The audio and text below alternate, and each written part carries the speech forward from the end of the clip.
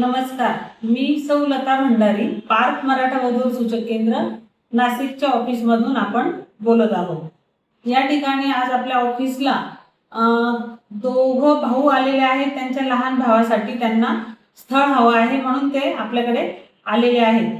ते सिन्नर तालुक्यातील आहेत। आता आपण त्यांना त्यांच्या भावाविषयी काही माहिती विचारणार आहोत। ती आपण जाणून घेऊ त्यांची माहिती। बरं, आता तुम्ही कुठून आलात म्हटले? सिन्नर तालुक्यातून आलेली। बरं, तुमच्या भावाविषयी आता काही माहिती आम्हाला हवी आहे। त्यांचा जन्म किती सालातला जन्म आहे त्यांचा?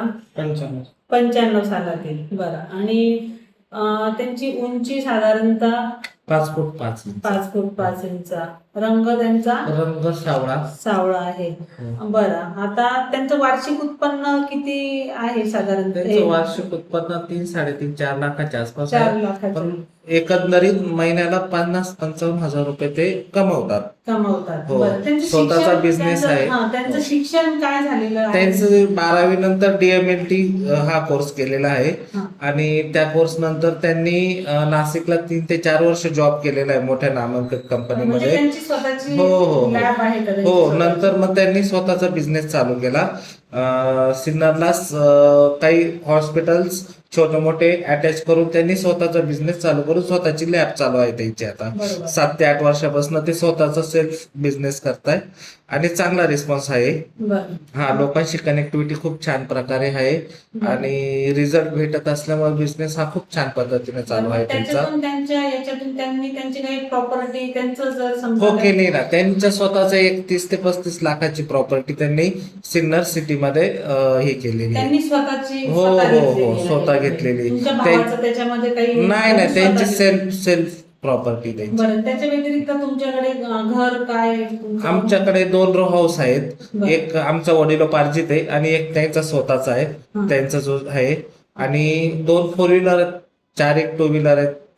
शेती आहे का तुम्हाला? हो, शेती आहे ना। शेती पण आम्हाला 2.5 एकर शेती आहे। ती पण चांगल्या ठिकाणी आहे, हायवेटच आहेत। हो हो। बरं, आता हे सगळं उत्पन्न वगैरे सगळं झालं। 95 सालातील मुलगा आहे, 40-50 हजार रुपये महिन्याला कमवतो। सिन्नर तालुक्यातील चांगल्या ठिकाणी मुलाची लॅब आहे आणि 4-5 हॉस्पिटल त्यांचे अटॅच आहे। ते स्वतः तिथे जाऊन आणि त्या सगळं करतात। तर आता ह्या गोष्टीसाठी, ह्या अशा अनुरूप स्थळासाठी जर तुम्हाला मुलगी हवी असेल ह्या तुमच्या भावासाठी, तर तुम्हाला अपेक्षा काय आहे की मुलगी कशी असावी? आमची अपेक्षा जास्त काय नाही, मुलगी थोडीशी कमी शिकलेली असली तरी चालेल, फक्त तिने आई वडिलांचा सांभाळ केला पाहिजे, बस एवढीच अपेक्षा आहे, बाकी काय म्हणजे छान असं घर तिने सांभाळावं एवढी एक साधी अपेक्षा यांची आहे। या स्थळासाठी जर तुम्हाला संपर्क करायचा असेल तर आमच्या नंबरवर तुम्ही संपर्क करू शकता। आमचा नंबर आहे 89 99 05 41 33। धन्यवाद।